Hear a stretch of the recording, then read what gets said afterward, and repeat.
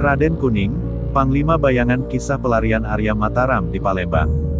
Orang yang dipanggil Raden Kuning terperangah, ia seperti orang linglung ketika namanya disebut, reaksinya hanya sesaat, setelah itu ia kembali terdiam. Pangeran Arya Mataram kemudian menghampiri Raden Kuning yang tengah duduk bersila berusaha mengobati luka dalamnya.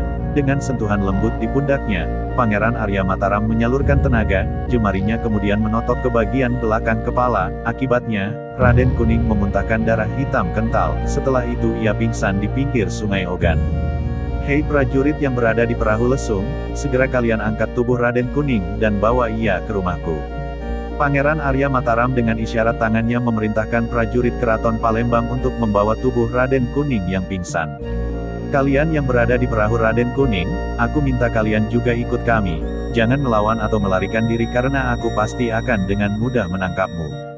Pangeran Arya Mataram memberikan perintah menyerah kepada dua teman Raden Kuning yang belakangan diketahui ternyata adalah Asen dan Cuncun. Setelah memberikan perintah agar rombongan Ki Gede Ing Suro ke rumahnya di Lubuk Rukam, Pangeran Arya Mataram kembali berkelebat hingga hanya tinggal bayangan.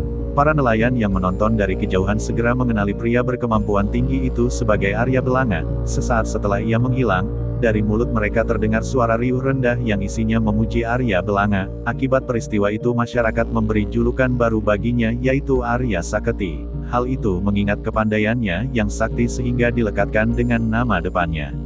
Yang mengalahkan perompak tadi adalah orang yang sakti, dia adalah Arya Saketi dari Lubuk Rukam yang memiliki kepandaian kanuragan tinggi. Seru salah seorang nelayan, demikianlah cerita tentang Arya Saketi langsung santer di masyarakat. Tanpa disadarinya, selain memiliki panggilan Arya Belanga, setelah kejadian itu Pangeran Arya Mataram juga dikenal juga dengan julukan Arya Saketi. Jarak antara lokasi perahu lesung yang ditumpangi oleh Ki Gede Ing Suro dengan kampung Lubuk Rukam hanya memerlukan waktu setengah hari perjalanan. Perjalanan perahu lesung ke Lubuk Rukam tidak memakan waktu lama. Raden Kuning masih pingsan dan ia dalam keadaan menderita luka dalam yang serius. Ketika perahu mereka memasuki kampung yang berada di pinggir Sungai Ogan itu, hari masih sore, sinar matahari yang telah berada di ufuk barat masih memendarkan cahaya memerah yang terpantul dari air jernih Sungai Ogan. Ki Gede Ing Suro takjub, ia yang belum pernah singgah di kampung itu terpesona dengan kemiripan daerah itu dengan Jipang. Subhanallah, daerah ini mirip sekali dengan Jipang, tepat sekali Yang Mulia Pangeran Arya Mataram memilih tempat ini sebagai tempatnya tinggal dan menetap. Dengan berada di sini saja, aku merasa seperti berada di kampung halaman. Ki Gede Ing Suro bicara dengan bujang Jawa. Tepat sekali Yang Mulia, tempat ini memang dipilih langsung oleh Yang Mulia Pangeran Arya Mataram. Rumah yang ditempati Pangeran Arya Mataram adalah rumah yang paling besar di sana. Bahan kayu rumah itu adalah bahan kayu ulin yang sebelumnya dipergunakan sebagai kapal jung milik Keraton Jipang. Bujang Jawa sendiri yang menjadi perancang rumah panggung itu. Ukiran-ukiran di pintu masuk rumah juga adalah ukiran khas Jawa di mana di beberapa titik terukir lambang Keraton Jipang Ceplok Mawar Kelopak 9. Pangeran Arya Mataram sendirilah yang langsung memerintahkan Bujang Jawa mengukir lambang Keraton Jipang itu. Harapannya agar nanti kelak di masa depan keturunannya dapat mengangkat kembali kebesaran Keraton Jipang. Lambang Keraton Jipang juga menjadi pertanda bahwa keturunan Raja-Raja Demak Jipang pernah mengukir sejarah di Palembang.